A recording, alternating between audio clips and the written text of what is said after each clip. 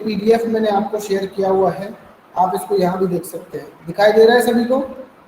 Yes sir.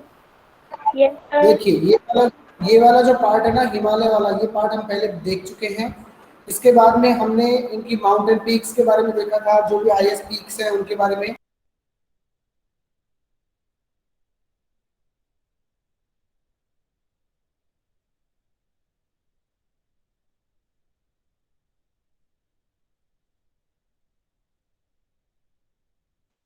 Sir आपकी voice नहीं आ रही।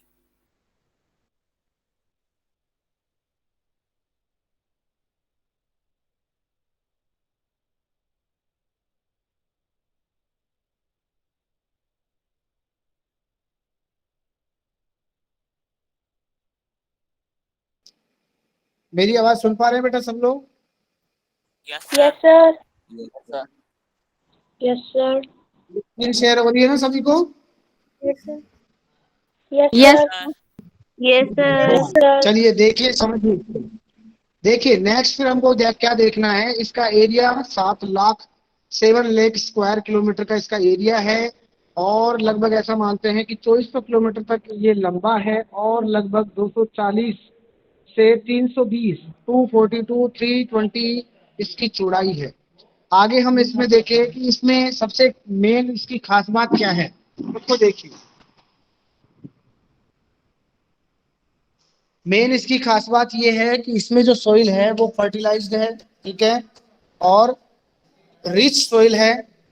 एडेक्वेट वाटर सप्लाई, एक पर्याप्त मात्रा में इसको वाटर सप्लाई हो जाती है। तो इसका जो क्लाइमेट है वो फेवरेबल है। इस वजह से ऐसा माना जाता है कि इंडिया का जो ये नॉर्दर्न प्लेन है, ये नॉर्दर्न प्लेन बहुत ही इंपॉर्टेंट है प्रोडक्शन की दृष्टि से। सभी सुन पा रहे हैं मेरी आवाज? Yes sir. Yes sir. Sir yes चलिए सर। नेक्स्ट हम देखते हैं स्लोप। तो देखिए मैंने आपसे कहा था कि जिस रिवर का फ्लो जिस डायरेक्शन में होता है, हम उससे क्या समझते हैं कि ये उस रिवर का क्या है, बताइए? स्लोप। स्लोप है। Sir slope. जैसे अब देखिए मैं आपसे आइडिया करके बताता हूँ, आप बताते जाना। स्लोप देखना, अगर आप नॉर्दर्न नॉर्दर्न पार्ट से स्टार्ट करते हैं तो गंगा और यमुना को और सिंधु को देखो, इंडस नदी को देखो। इंडस जो रिवर है वो हिमालय से निकल के और पाकिस्तान की तरफ बहती है, यानी कि वो नॉर्दर्न पार्ट से निकलती है और साउथ की तरफ बहती हुई वेस्ट की तरफ, थोड़ा सा वेस्ट की तरफ रुख है उसका, तो वो उधर निकल जाती है। इसको मैं आपको पिक्चर से भी दिखा देता हूँ और इसको डिफाइन भी करता हूँ, तो आपको शायद बेटर समझ में आए। देखिए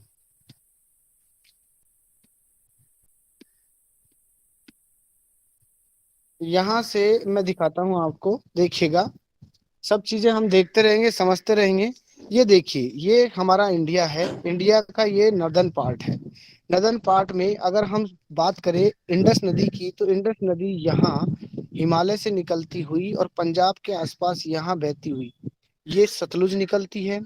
इसके बाद में देखिए ऊपर से शुरू करेंगे तो झेलम हो गई, फिर चिनाब हो गई, रावी हो गई, फिर व्यास हो गई, ये आपस में जाकर के और इंडस नदी में मिलती हैं। तो ये इंडस नदी है।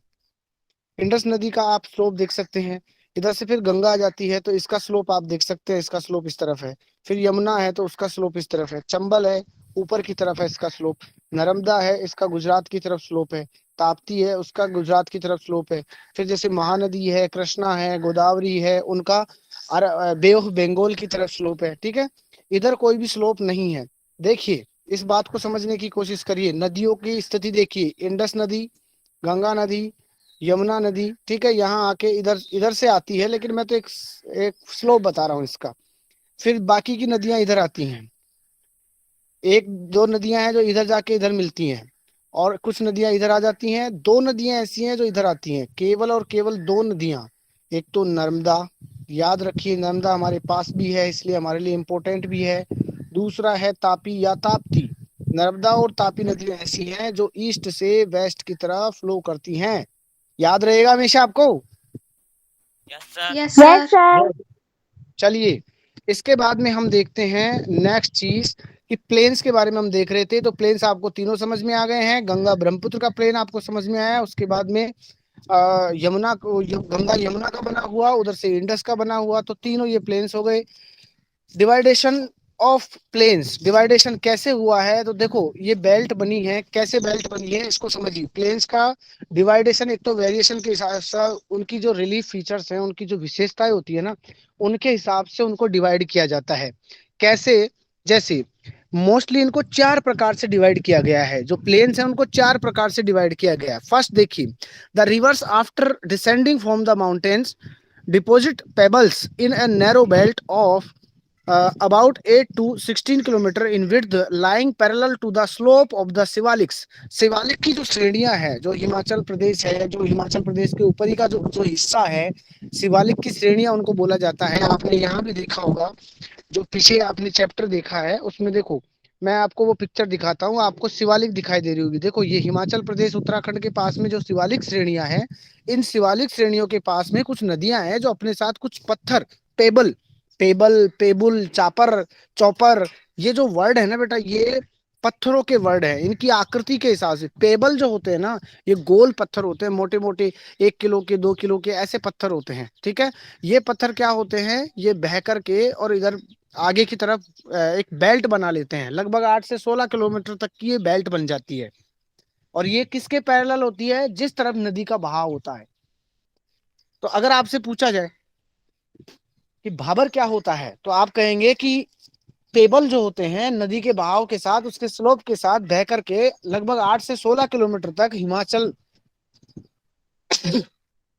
सॉरी, जो शिवालिक की श्रेणियां हैं, शिवालिक की श्रेणियों के पैरेलल जो बेल्ट बन जाती है, उसे क्या कहा जाता है बताइए? भाबर।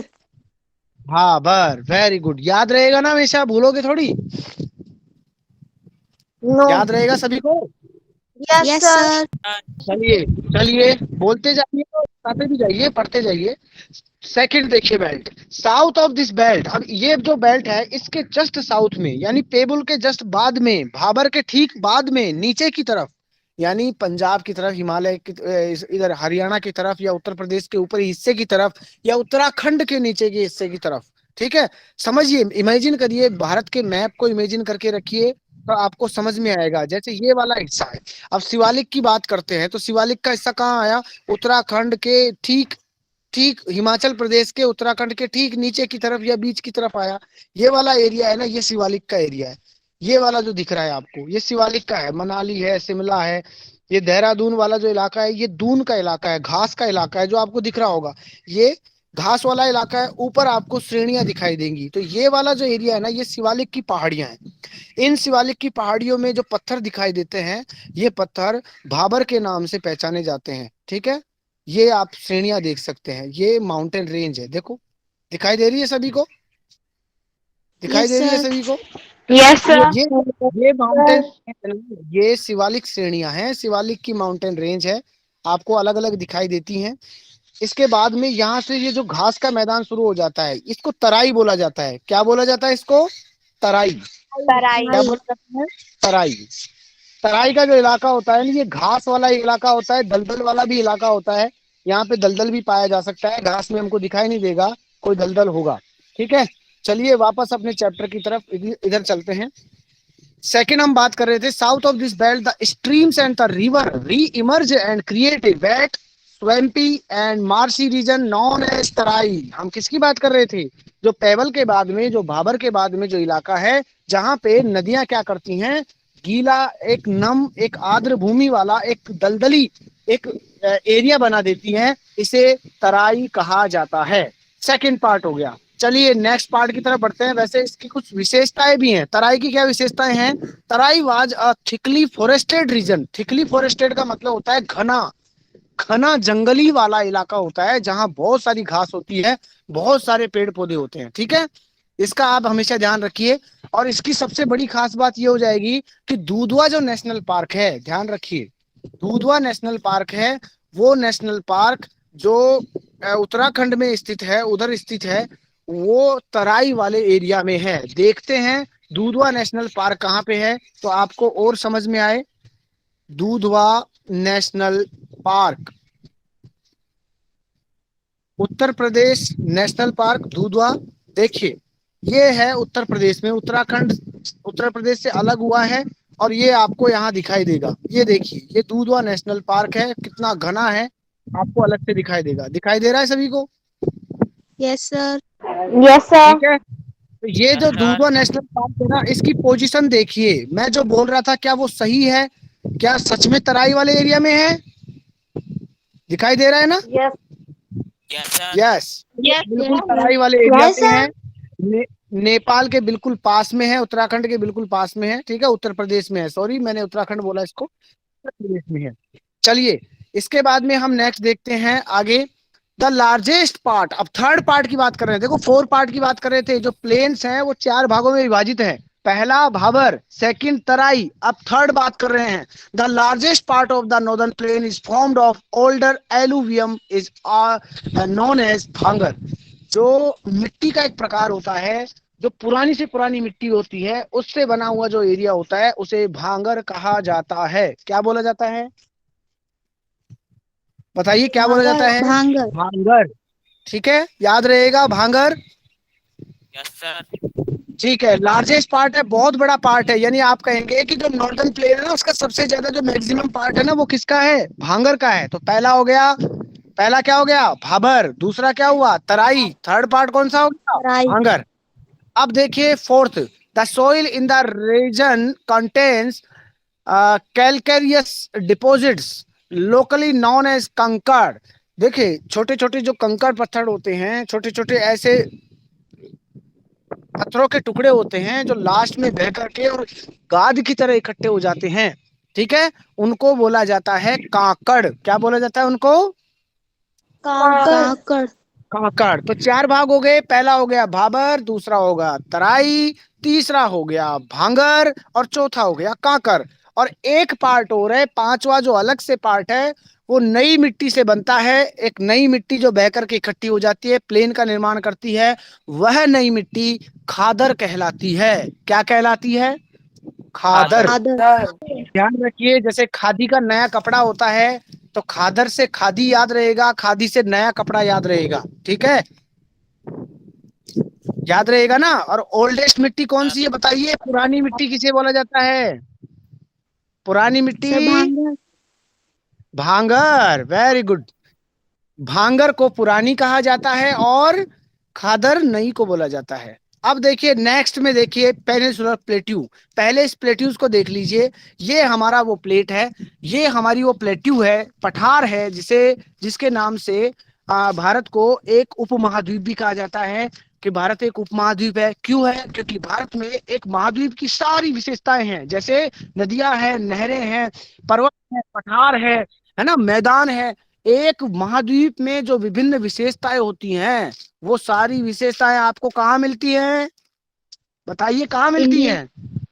सर इंडिया में मिलती। इंडिया में। इसलिए इंडिया को क्या कहा जाता है? सब कंटिनेंट बोला जाता है। क्या बोला जाता है?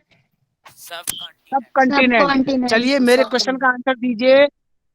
Y we call the India as subcontinent? क्यों हम भारत को एक उपमहाद्वीप कहते हैं? जवाब दीजिए, बेटर जवाब आना चाहिए अब, और सभी का आना चाहिए जवाब। बताइए क्यों कहते हैं? Sir, because India contain all the plain plateaus, mountains, rivers. Yes yes, contains the all major landforms of the world।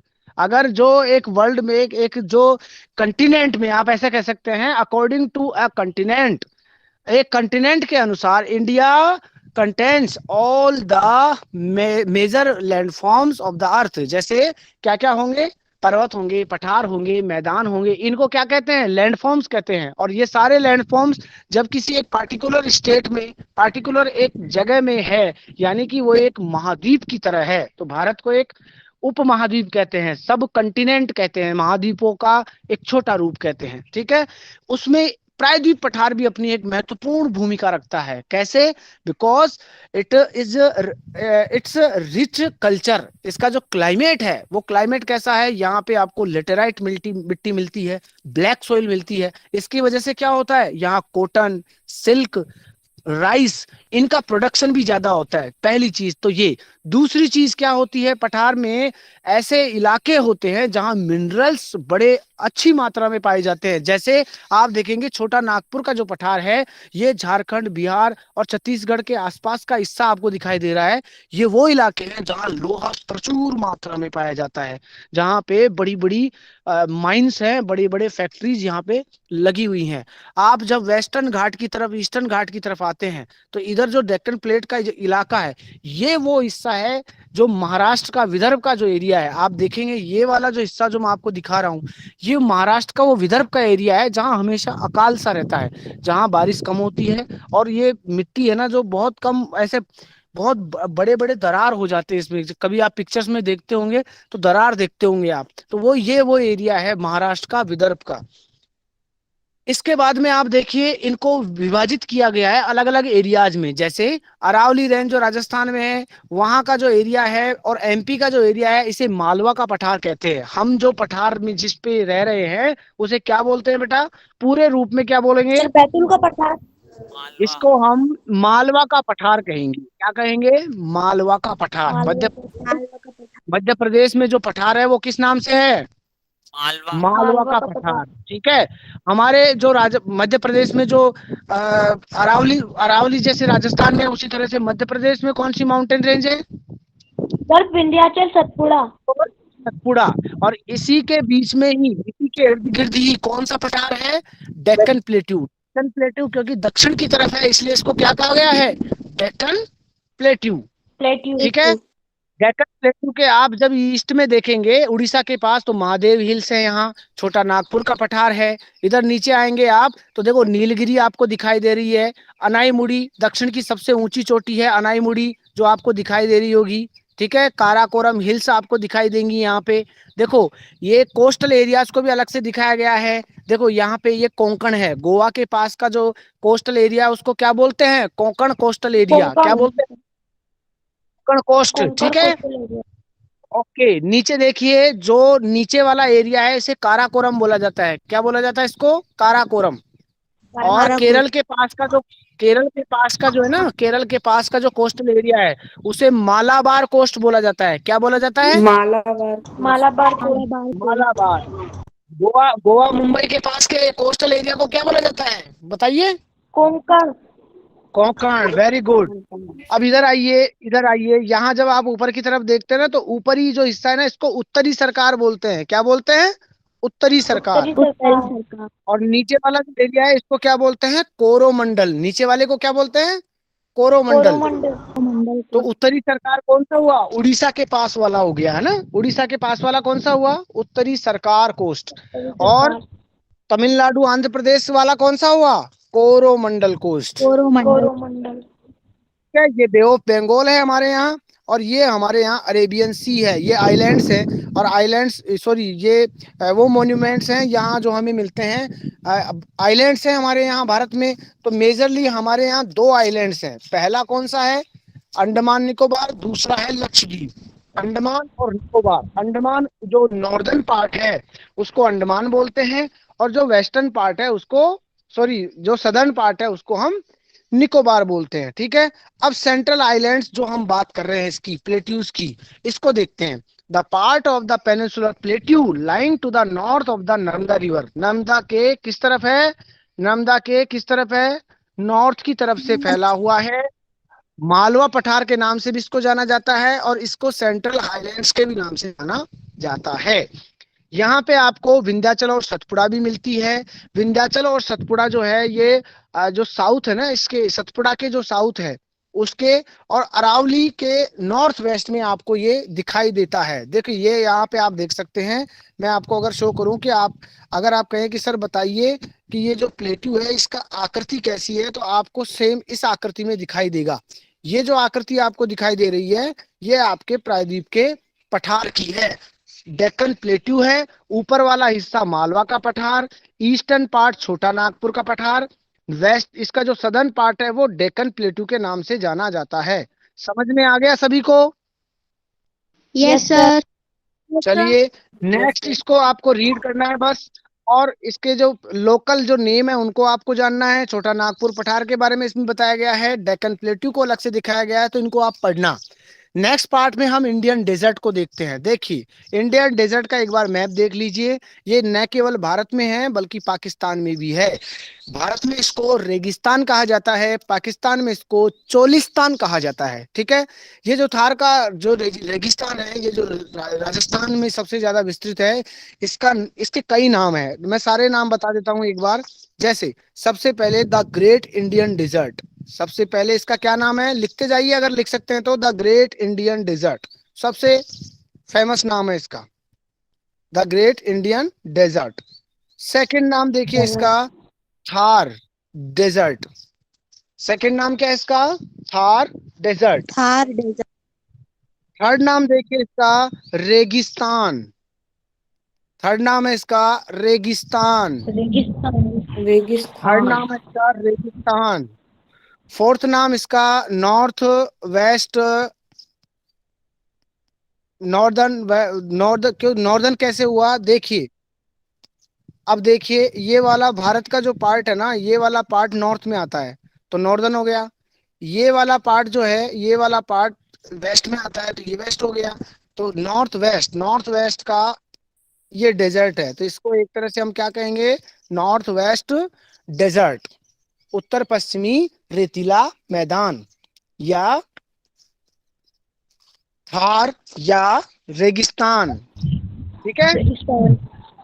अब इसकी यस खास सर। क्या है देखिए, सबसे बड़ी खास बात तो ये है कि रेगिस्तान में कोई भी नदी हमेशा बहने वाली नहीं है, केवल एक नदी बहती है, वो भी गर्मियों में सूख जाती है। यहाँ की सारी नदियां जो हैं हमेशा सूख जाती हैं, गर्मियों में इनका पानी सूख जाता है। इनमें कोई नदियां नहीं है, जो नदियां हैं वो सूख जाती हैं, बरसाती नदियां हैं, सीजनल सीजनल रिवर है। जानते हो ना सीजनल रिवर क्या होती है, जानते हो ना यस सीजनल सर। रिवर क्या होती है। Yes sir. ठीक यस उसी सर तरह से जानते हैं। इनके सीजनल रिवर्स हैं जो केवल सीजन के हिसाब से बहती हैं।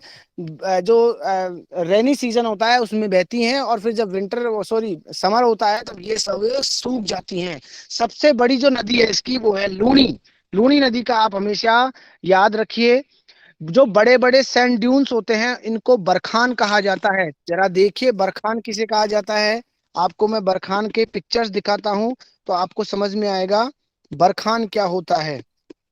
बरखान सैंड ड्यून, इसके पिक्चर्स आपको दिखाई दे रहे हैं, दिखाई दे रहे हैं बरखान के। Yes sir. Yes sir. अब देखिए यस सर। रेत का जो बड़ा रेत के जो बड़े बड़े मैदान होते हैं उनको हमादा कहा जाता है। क्या बोला जाता है, हमादा। ठीक है। हम आता। और हम बात कर रहे हैं बरखान की, तो बरखान बड़े बड़े टीले होते हैं, ये अर्धचंद्राकार होते हैं, मून शेप में होते हैं, हाफ मून शेप होती है लगभग। ठीक है। आप ये देख पा रहे होंगे ये सैंड ड्यून्स हैं। ये सैंड ड्यून्स विंड की वजह से बहते हैं, विंड की वजह से ये रेत के जो कण होते हैं ना, ये बह करके बड़े बड़े टीले बन जाते हैं। इनको बरखान कहा जाता है। तो रेगिस्तान में ऐसे बड़े बड़े बरखान पाए जाते हैं। जो ये डेजर्ट है ना, न केवल भारत में है, न केवल भारत में है बल्कि पाकिस्तान में भी है। तो आप हमेशा याद रखिए कि जो डेजर्ट है ये हम केवल इंडियन डेजर्ट के बारे में पढ़ रहे हैं, पाकिस्तान के डेजर्ट के बारे में हमें नहीं पढ़ रहे हैं। लेकिन जो समानताएं हैं वो नॉर्मली रहेंगी। जो रेगिस्तान में समानताएं होती हैं वही लगभग हमारे जो रेगिस्तान में जो विशेषताएं हैं वही पाकिस्तान के रेगिस्तान में भी है। तो आप इतना सा तो कॉमन सेंस आप हमेशा रखिएगा। चलिए नेक्स्ट हम बात करते हैं वेस्टर्न और ईस्टर्न घाट की। वेस्टर्न और ईस्टर्न घाट, देखिए एक चीज और बता दूं मैं आपको, अगर कभी आपको घूमने का मौका मिलता है, कभी आप कहीं जाना चाहते हैं, अच्छा प्लेस देखना चाहते हैं, तो देखिए मौसम के हिसाब से आप उस प्लेस को सेलेक्ट करिए। जैसे अगर आपको कश्मीर में जाना है तो आप थोड़ा सा ऐसा मौसम देखिए जब बर्फ गिर रही हो, यानी थोड़ा सा सर्दी का मौसम हो। ठीक है। माउंट आबू जाना है तो आपको सर्दी में जाना चाहिए या फिर बारिश में जाना चाहिए। माउंट आबू भी एक तरह से कश्मीर की तरह है। और जैसे उदयपुर है, उदयपुर जाइए कभी आप, तो वहां भी आप कैसे जाएंगे, ऐसे टाइम में जाएंगे जब बारिश का मौसम हो। ठीक है। जैसे सांची जाइए, अब सांची अब जब जाते हैं तो आप बारिश के मौसम में जाइए। ठीक है। आप नॉर्मली जैसे पचमढ़ी जाते हैं तो बारिश के मौसम में जाइए, जहाँ मौसम कैसा हो, एकदम ठंडा हो, सुहावना हो। तब ये नेचुरल प्लेस जो है इनकी खूबसूरती हमको देखने को मिलती है। ठीक उसी तरह से मैं बात कर रहा हूँ वेस्टर्न और ईस्टर्न घाट की। जैसे थार का रेगिस्तान हमने बात करी, तो आप जैसलमेर जाइए। अब आप भरी गर्मी में 50 डिग्री जहाँ गर्मी है वहां जाएंगे तो आप तो आधे आधे तो आप ऐसे ही थक जाएंगे, तो आप घूम के क्या आएंगे फिर। इसलिए आप गर्मियों में राजस्थान में घूमने न जाए। अगर जाना ही है तो आप ऐसे टाइम पे जाए जब, हाँ, बरसाती सीजन है।